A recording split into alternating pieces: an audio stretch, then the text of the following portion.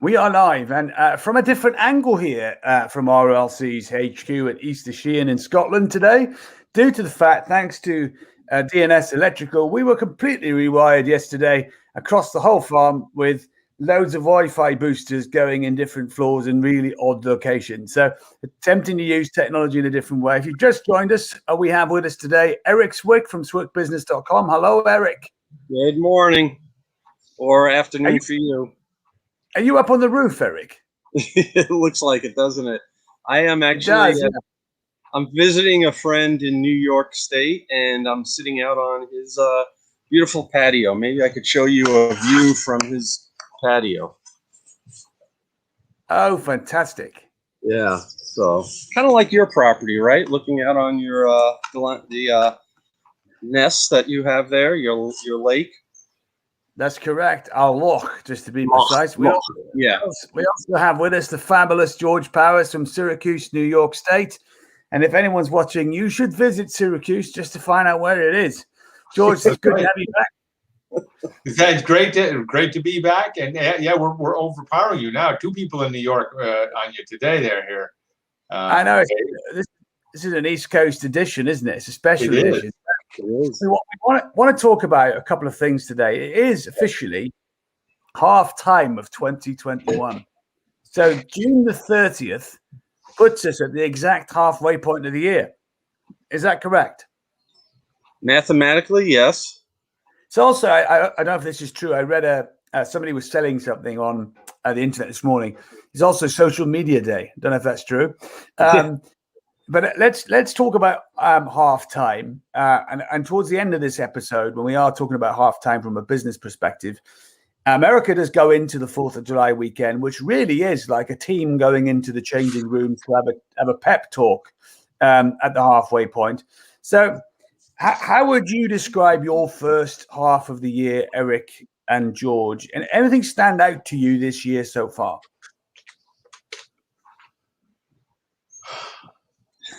Well, I guess I'll go first on this one because Eric has gotten out of the accounting and tax side of the business. Yeah. So, for my business, the first half of the year was more like being stuck on the outside of an airplane, holding on for dear life, screaming for bloody murder. It's the best now. I was thinking about your analogy, George. Isn't that what Tom Cruise does? Yes, I think so. it was a year. On the upside, you figure it can't get any harder or worse than this year. So it's all got to be better than this. If you made it through this, you can make it through anything. So it was an interesting year that followed a previous interesting year. So. Yeah, it was. I'm glad it's over. It's kind of like, I guess I've heard a number of people talk about basic training. I was not in the Army, but they said they're glad they did it and they never want to do it again. And I would say that's probably my feeling. Oh, it's like taking the CPA exam. Yep.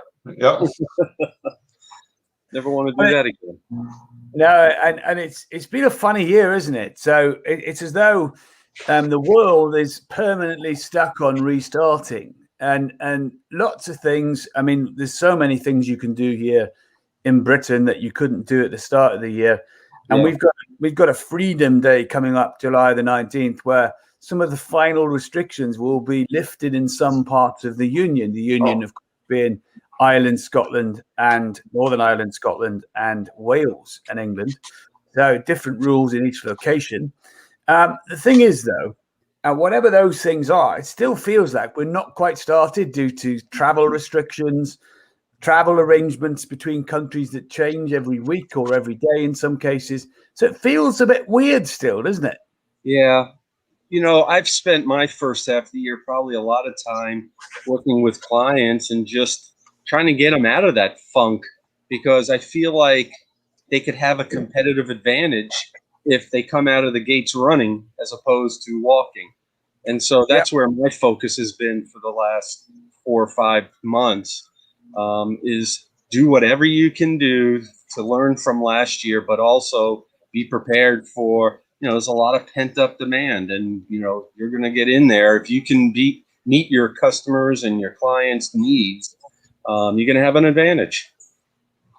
I think that's a really good shout. Being prepared, using the situation to be tuned in, be present. We are in season 2 of Consultervation, and there's a couple of things about that. We've been in June. We've had quite a focus on how can you get yourself ready for the second half. And what's different today is that second half is absolutely starting tomorrow, and again in America it might actually be Monday or Tuesday.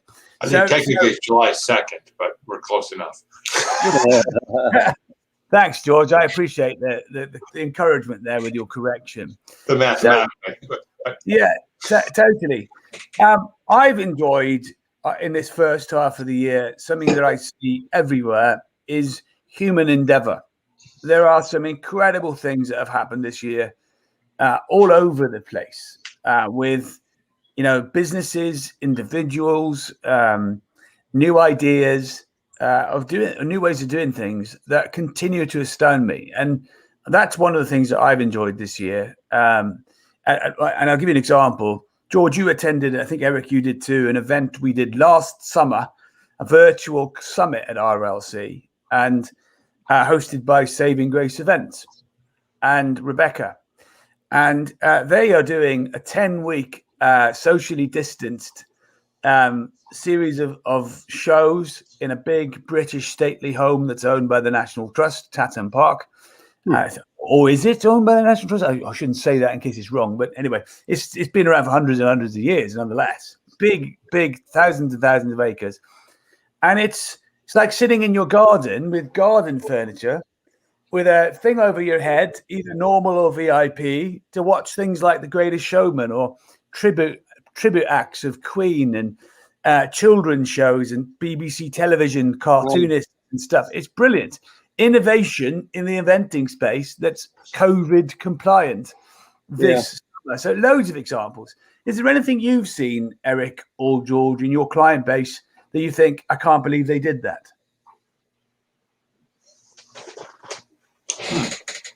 That's a tough one. Yeah, I think what I would say that I was really impressed with is how a lot of my clients cared about their employees and tried to do whatever they could to have the least impact on their lives, whether that was allowing them to work from home and set them up with all the equipment and technology they needed, or for those places where, a restaurant, for instance, where they can't work from home, but just making sure that they had the income they needed to get through this. So, and they did it in all kinds of innovative ways, whether it was a COVID fee on the bill to have extra funds to help those people in need in their organization. There's a variety of things that people did that were innovative. It's a fabulous example. What about you, George?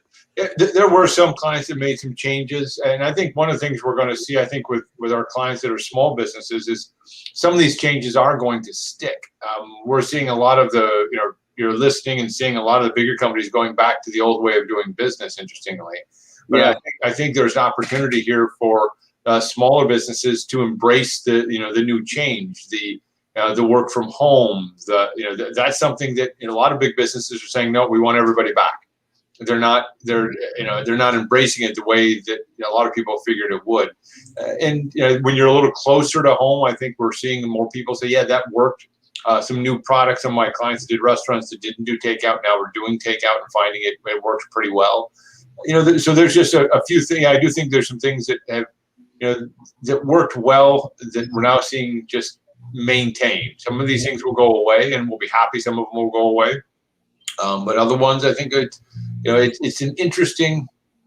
I think time will tell what's going to flesh itself out and how much we're going to what we saw with COVID the change is going to stick. It's going to be interesting to see where that goes.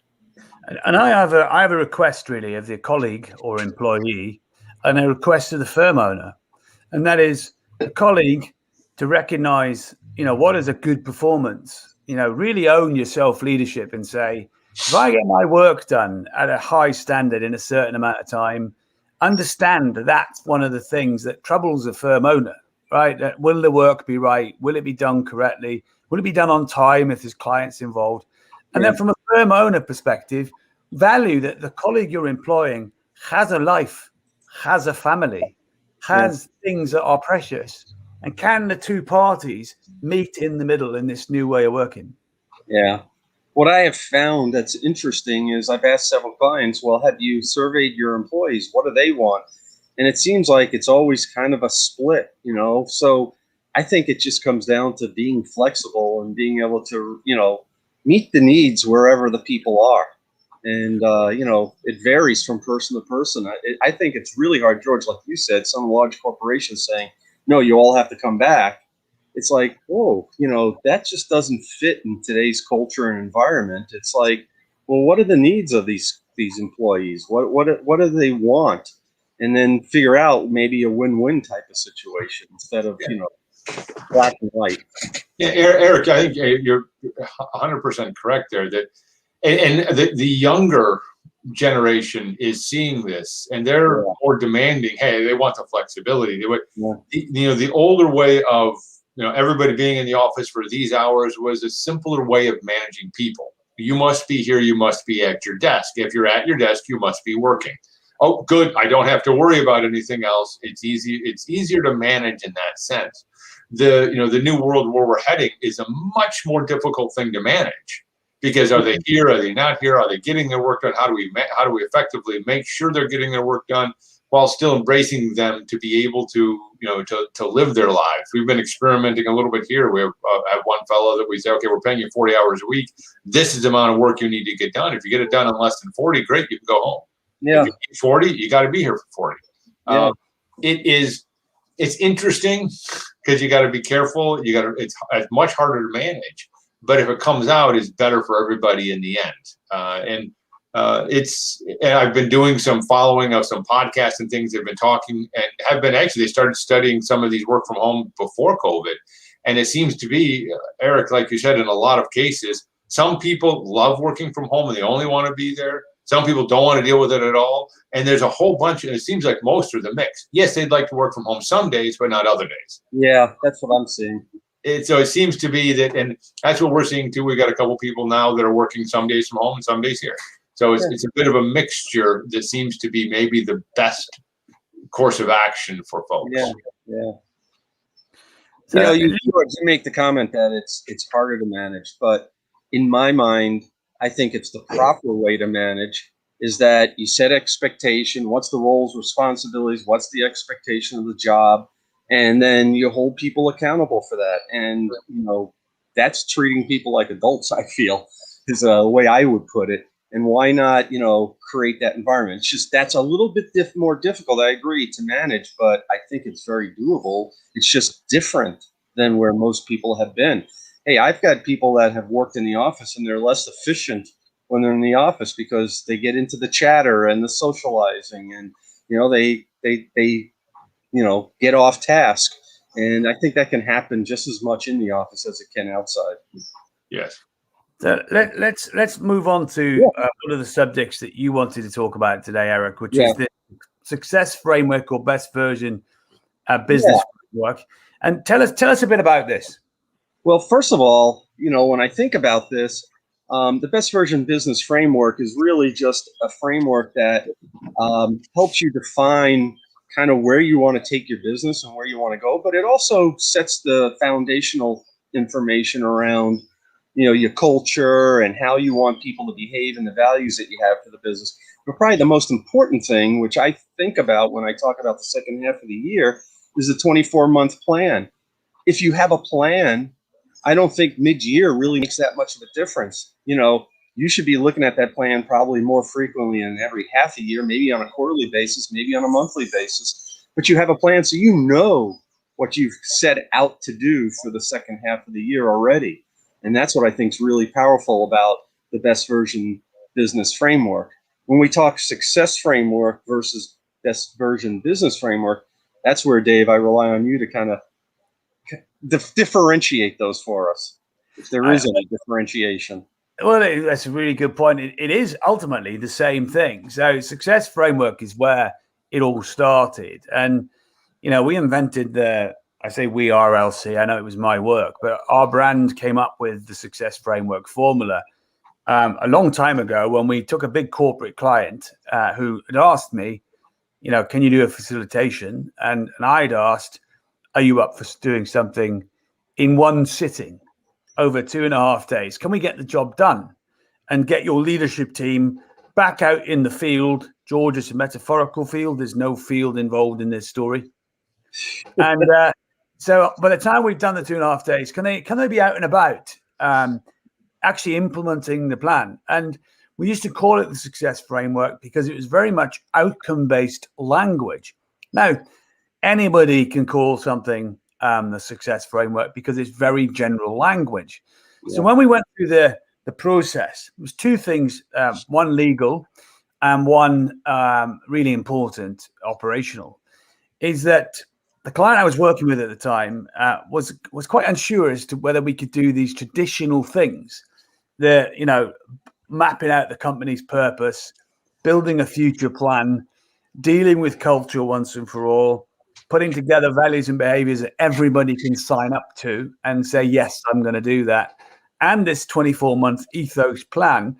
How are you going to do that in 2.5 days? Well, of course, you only find out something new by doing it. And that's how the success framework was born. And actually, where it really found its teeth was in the US, originally by last week's guest, Sean Manning and Kurt and so on, and Vince, etc. And what we then found is that the process by that point was really refined, and people liked having a process they could follow in order to work out the future. And therefore, the success framework became a thing, right?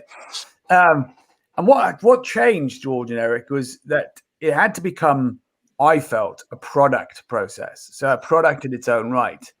And we must have spent a year reviewing a name change. Huh.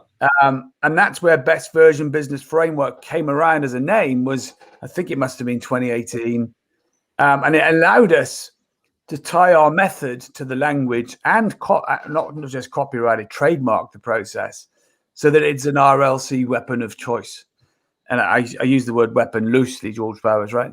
Don't want to endanger anything here. But that's where those two phrases come from. And people that we all know together will talk about the success framework from time to time. And you'll wonder, are they talking about something different? They're not. Yeah. It's the framework. And the Best Version Business Framework is a product branding of it. If that makes sense. George, did that make sense? It did. Yes, it did, Dave. Great. So what else do you want to know, Eric? Because you mentioned the 24 months, didn't you? Yeah. Talk about that and this whole concept of, the second half of the year. How would you use that plan? Well, it's interesting because I do agree with what you said earlier. If you've got a 24-month timeline, a half-year point becomes less relevant. It's just a moment in the timeline. But there's an interesting backstory to the 24 months. We used to work to 12 because it made sense. You'd build your framework, you'd work with RLC for a year, and therefore 12 tied into how that commitment would work. Mm. And I remember working with someone you guys know also, Blair Motel. And Blair used to say to me, Dave, a year's too tight. Yeah. And we were sitting here going, yeah, we know that. We already worked in 2-year timelines everywhere else. So I said, well, what are you asking? He says, can we not do it over 2 years? And the answer to a question like that is yes. And what we learned way before COVID came around, the 24-month window gives you more flexibility to dial up activity or dial down activity, to do more, do less, move things out, move things closer, which is what Vince seems to do. Vince seems to be addicted to moving things closer. So that's up to him, George, right? And the thing is, we gave people mental space in the process too, because there was never a shortage of time. Because you could, being a business owner, push things out and say, do you know what? We could do that later on. Where we found a challenge with that is in the big corporate world, where PLCs don't want to work to a 2-year timeline when they're incentivized on a 12-month performance. And therefore, the gap between the exec boardroom of a massive company and the internal operation is you just navigate the same process just slightly differently. Because if you're putting in a project in 2 years and you still got performances to deliver, you just navigate those as timeline changes as you go throughout with KPIs and stuff. But it was designed to bring together corporate and small business into the same arena. Yeah. So that if you're the biggest company in the world, it doesn't mean you're a million times better than the smallest company. And why should the person running the smallest or the largest not have access to the same thinking? Yeah. So Dave, with the 24-month plan, I mean, clarify what you mean by that. It's not that you have to wait 24 months to complete something. Well, it's we do that product Firestarter, business NLP. Yep. Well, one of the things we teach in Firestarter is something called a virtual timeline. And a virtual timeline is usually used for mapping out goals, virtual fast forwards of tomorrow. What do I want to achieve tomorrow? And you'll walk the timeline, you'll work it out, etc. And most people will do a virtual timeline between 2 and 5 years, maybe 10 years in their life. So what we're doing is we're using 24 months as an actual tracker, first of all, but also a virtual timeline as a tool and process. So you can start to imagine what you want to be like in 2 years' time, start making decisions towards that and not the next 6 months. Right. Good. So George, you're in the process of tidying up a framework. How do you find it? It's whatever emotions you want to hang on to it. It's probably there. It's exciting because you figure we're moving towards a direction to achieve a particular goal that we're working towards. It's a little frustrating sometimes, but it really is the best way to map out a success of where you want to go. As I say a lot of times, if you wanted to go to California, you wouldn't just jump in your car and head west. You got to have a map. You got to have a plan on how to get there in order to be successful. You can take a lot of different routes to get there, but you need to have a plan. And the 24 months is a plan. It gets modified from time to time, like you said. I know I've had some things. I had a big goal to get at the end of the year. Didn't happen. Had to push it back to the end of tax season, and just accomplished it here this last week, hiring a new person. So what I like about the 24-month plan, it is not a put the plan in place and then tack it on the wall and never deal with it again. It is, like Eric said, you look at it regularly and then you modify it. You make changes to it. Okay, this is not we can't do this. Oh, look, we already did this one. Okay, we can speed this one up. We got to slow that one down. You're constantly changing it and modifying it while still trying to make that to the end. So it's a live working document, which is the way you have to be in life, because life throws us curveballs, as we know. It certainly does. And I think what we're saying to the listeners today, aren't we, is in the second half of 2021, have a plan. Yeah. Yes. And if you've got the headspace, find a space to work out what does the next 2 years look like. Yeah. Yep. And I'll join in with the melody. Yep. That's true. Now, do we have to have a final crescendo of a song now, and that's just? Are you saying you should invent a best version business framework song, George? That's a Here we go. Yes, you should. You gotta get a song going there, Dave. But in what genre of music? Is it country? I think jazz. Well, jazz would work for the West, but I don't know. I don't know. There's something there that's got to have a nice kind of rolling, thunderous finish.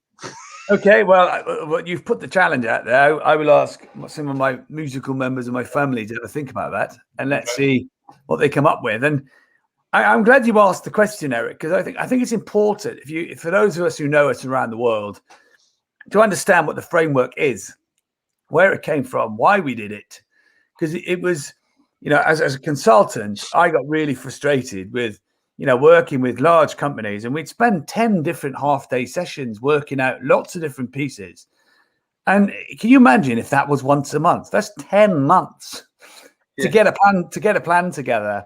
Yeah. And our business is what RLC likes doing more than anything else is doing things in less time. So you can get down to implementation where the real learning happens. You know, the real learning doesn't come from thinking. It comes from the doing of the thinking. Right. And I know I've used this quote before, but, you know, the definition of insanity is doing the same thing you've always done, expect different results. Whereas having a plan and having things that you're working on to change is totally different than that, right? You're not working on the same thing or doing things the same way. You really have a plan on how to do things differently and change. I totally agree, Eric. And let's put that up there for people who are thinking about the second half of the year at half time in this weekend. And we'll switch over in a moment to 4th of July weekend coming up. And let's ask people to really think about, what are you still doing that you've always done that still isn't getting you anywhere? Yeah. I've worked with business owners for quite a few years, and then, you know, just my corporate experience. And I find that everyone knows what they need to do. They have the ideas in their head, but it's having that plan and the implementation part where things tend to fall apart. You know, they let the day-to-day get in the way of, you know, implementation or doing anything. But it's having someone to help coach them through that I think is really critical, and making sure that they stay on track. It's so easy as a business owner to get distracted. Yeah. That's a great message. I'm going to put that down here. Use a coach. And of course, we're also going to say an RLC coach would be our preference if you're out there listening. But use a coach, absolutely. You know, the CEO of Google many years ago, Schmidt, was famous for doing the video saying everybody should have a coach. And he did that a decade ago. That's how long ago that video was created. Isn't that mad? Yeah. And never has there been a more important time to speak to an advisor and have a network of resources you can rely upon. Now, as you go into the second half, it is 4th of July in the US. So, George, how are you spending, and Eric, how are you spending the 4th of July weekend? I'm actually not doing too much. But we have a camp, but it's actually full of other family members and animals this weekend, so we're not going there. We're just going to hang around the house and do some things around there, and not do a whole lot this weekend. I got to finish up my my 24-month plan. That's commitment, George. Happy 4th of July. What are you doing? Playing with some spreadsheets. Yeah. I dread to think what you do on your birthday, George. Anyway, that's right. And Eric, how are you spending yours? So we are going to be heading up to Maine. My brother-in-law and his family live up there, so we're going to visit them. And they have a camp up in the middle of nowhere, Maine, that sits on a beautiful glass lake. It's just gorgeous up there. And so we'll just probably be on the 4th. I'm hoping we're up at the lake if the weather cooperates. Beautiful, beautiful state. What's the lake's name, Eric? It's called Parker Pond. It's just, you know, just has some homes around it, these cottages around it. And it's not, you know, a large lake. It's very private, though, which is nice. Where's it near up there? Oh, I have no idea. Just know it's 2 hours north inland from Portland. It's up there a bit. Yeah. Beautiful state, and some very remote areas of that state. Oh, yeah. It's remote where we're going. You know, a lot of milling towns up there. So a lot of old mills, you know, still standing, but dilapidated. Yeah. It's that in Britain, many of the old mills have been renovated. So sounds like a real estate opportunity, George, doesn't it? Well, but you got to have people around those mills to actually have a reason to renovate them. Some of those places are in the middle of nowhere and there's nobody around. Yeah. Oh, there's an opportunity we need to put into our thinking nuggets. Could we turn them into RLC centers or something? Anyway, what would you like to say to anybody watching the show or any fellow friends out there about 4th of July? Any best wishes? That's the classic or traditional sentiment we can say, Eric and George. Well, I guess I'd go with the idea that 4th of July is the celebration of our independence from England, and the starting of a new experiment of a new country. So I guess I would say that if you really want to, in business, celebrate a 4th of July, think about it the same way: is your independence from an old way of thinking, and free yourself up to go in a new direction to achieve your dreams. Very I good. like that one. Yeah. Anything you want to add to that, Eric? That was a bit of a show. I was just going to say, it's hard to add to that. I mean, that covers it. And I was thinking the same thing. It's really, time to start fresh. And, it's kind of new opportunities that are limitless out there. So take advantage of them. Thank you, gents. And as we continue to remind our listeners, this is season 2. In June, we have been looking at what's been going on in the second half of the year, getting ready for it. We've had some brilliant guests on the show to talk to us about that. And we've had a great conversation from our friends and guests on the show today. And we've been asking the question about, it is half time. Are we really ready for the second half of the year, even if it is technically July the 2nd, George? So we're going into the halftime weekend. We've been talking about the importance of having a business framework. If you want to know more about that, do get in touch with us at info@rlc-global.com. One of our team would be delighted to talk to you about that. And if you're going into this 4th of July weekend, doing what you've always done, expecting a different result, might be time to change. And as George just said right there at the end, we'd like to wish every single listener, every person that subscribes to this podcast, the very best of 4th of July thinking.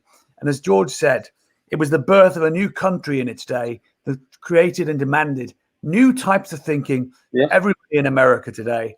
And if every American could do that after this halftime and apply that for the rest of this year, who knows what else could be possible in the second half of 2021. George Powers and Eric Swick, thank you both for your time. Thank you.